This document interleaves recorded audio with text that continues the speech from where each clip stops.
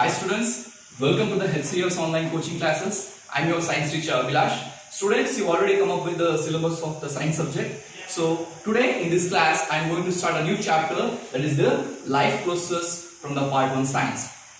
Students, before getting into the topic, I would like to ask a simple question that how do you say an organism is alive? By hearing this question, you are getting a different examples, right? Getting an examples like if the dog is barking there, you will say, sir, see that the dog is barking. You can say that the dog is alive.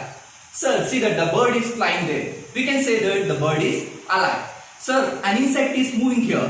So you can say that this insect is alive, right? So now I'm going to ask you a similar question. How do you say that the plants are alive?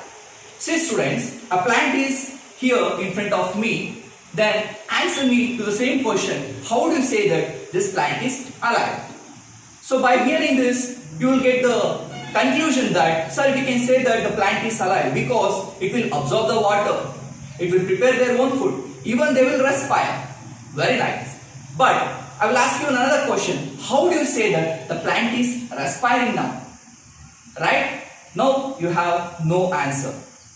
If you take an example of the human being itself, if the human respires, the volume of his chest increases, right? We can say that if we exhale the carbon dioxide, our chest volume will be decreased.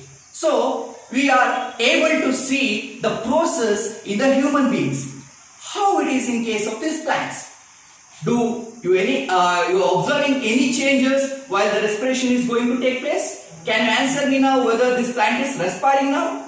No, right? Here also in plants we can observe the respiration, but it is in the molecular level, because here the molecules will be moving but you cannot see through your naked eyes. Similarly, we can take an example of the viruses.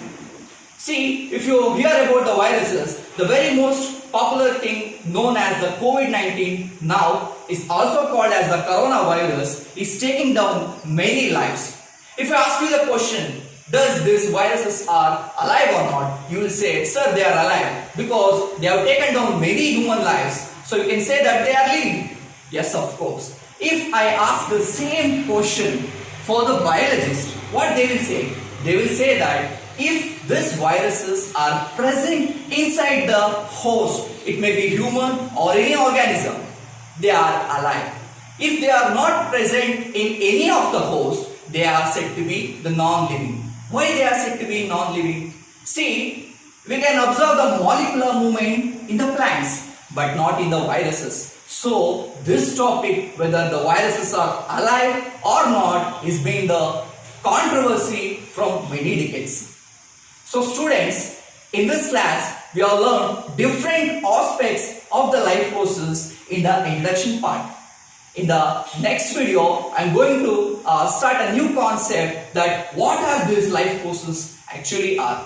Till then, stay home, stay safe, be healthy. Thank you.